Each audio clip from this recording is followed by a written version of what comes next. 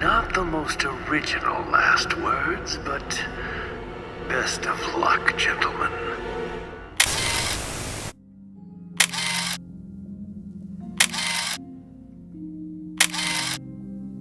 Morgan Lansdale is one of the most self-serving and wicked men that Jill Valentine and Parker Luciani will encounter during the events of the game Resident Evil Revelations. The head of the Federal Bioterrorism Commission, or FBC for short, Lansdale and his soldiers were considered the best of the best for dealing with all matters relating to counter-bioterror prior to 2005. Unfortunately for him, however, this reign would be short-lived after a devastating scandal would take down not only Lansdale himself, but the entirety of his once powerful organization. Director O'Brien, surely you understand our dilemma. Without the Terra Grigia panic, the ignorant masses would be unaware of the threat that lies before them. The story of Morgan Lansdale as we know it begins with the FBC and their creation in 2001 after bioterror was becoming more of a threat in the wake of the Umbrella Corporation's collapse. A bioterror black market had begun to form around former Umbrella employees who were selling off the secrets of the company to the highest bidders. To combat this new threat, the FBC would be created by the United States government, with Lansdale being its first commissioner. However, while this threat was very real to those in the know, the general population of America were largely unaware of the scope of the issue, mainly because of the government's desire to keep these threats confidential. For Lansdale, this decision was ridiculous.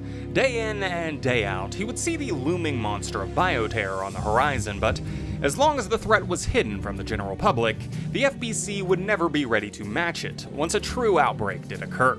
Not to mention the fact that the increased fear surrounding the issue would result in a nice boon for his status and notoriety. With thoughts like these gnawing at the back of his mind, he would begin to form a plot that would become ever more real as researchers from Montpelier Marine University would happen across a new kind of unknown virus in the body of deep-sea fish. They would call this new virus the Abyss due to its unfathomable nature, bringing it to the FBC as one of their directives was wildlife protection. Over the next couple of months, research would begin. Scientists working under the guise of preventing outbreaks while, in secret, Lansdale was beginning to plan one. With his backing, they would combine the Abyss with samples of the T-virus he'd likely recovered from his involvement with black market sellers to create the T-Abyss virus. And with its creation, he would begin to shop for a patsy.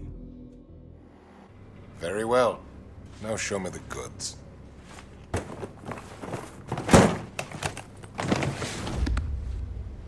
Bonafide T-Abyss. No vaccine. Not yet. Yes, of course.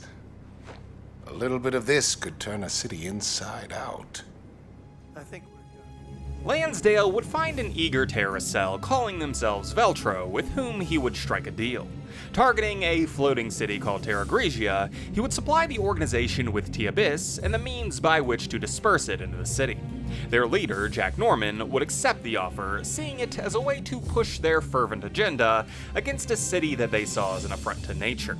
With the terms set, the attack would be carried out in 2004, Veltro letting the virus, as well as swarms of bioweapons loose in Terra Grigia, as Lansdale made front-facing efforts to combat the threat. For 3 weeks, the FBC, in association with the BSAA, who had been called in to assist, would fight back the outbreak, losing both ground and soldiers in the process. The conflict was a success. The whole fiasco had made it apparent just how dangerous bioterror could be, as it made headline news across the world. However, despite this win, there was still the issue of the truth to deal with. From the outset, Lansdale had been planning to turn on his unlikely ally. With a remote trigger, he would unleash T-Abyss aboard the ships he'd given them, causing a chaotic scene as they had no real response. In a last-ditch effort to save his men and stave off the onslaught, Norman would get into contact with Lansdale and attempt to blackmail him. In secret, he'd been recording their correspondence over the attack, a shocking revelation for Morgan, but not one that was outside of his control. Behind the scenes, he'd already been planning to vaporize the city with the use of a solar satellite, the Regia Solis, and Norman's hand just caused him to slightly push up the timeline. Getting into contact with his agents, he would give them the order to evacuate, causing a ripple of confusion among those remaining in the city. The BSAA's director, Clive O'Brien, would question him on his decision, saying that it would destroy any looming evidence that may explain how Veltro got the resources to pull off an attack of this magnitude in the first place. But since the loss of that evidence was partially the goal, Lansdale would slough off his comments, retorting only that more attacks like this would be good for business. Justice. These unilateral solutions of yours will only create a new Veltro. Perhaps a dozen of them. Yes, there's the rub. Men like us can exist thanks to groups like that. With the stage set, the city of Terra Grigia would be destroyed, taking the Queen Dido and its Veltro occupants down to the murky depths with it. Lansdale had won, and in the wake of that victory, the FBC would be emboldened as funding for their efforts and fame for their response would expand tenfold. However, while that day may have ended in victory, there were still loose ends to be tied. Aboard one of the vessels he'd used to attack, he'd allowed several scientists to continue working on T-Abyss in the hopes that they would eventually manage to produce a vaccine to combat the virus. In 2005, they would manage this task, sending Lansdale the data before he would once again betray his cohorts. But while he would manage to cut the head off this snake, in the dark, another had begun to grow. In the shadows, rumors of Veltro's revival had begun to spread around the FBC, corroborated by a resurfaced video of Jack Norman, which would send the commissioner into a frenzy. Was it possible that Norman had survived the explosion? Had he sent the evidence of Lansdale's involvement to the still surviving Veltro agents? With questions like these, he would start to take action. He would begin by reassessing the state of the ships he'd given to Veltro. The Queen Dido was at the bottom of the sea below Terra Grigia, and both the Queen Semiramis and the Queen Zenobia were still adrift on the Mediterranean. Unsure of what lead to follow, he would send a team of agents to investigate the Dido to ensure that Norman hadn't survived, as well as a capable pair of operatives named Raymond Vester and Rachel Foley to assess the situation aboard the Zenobia.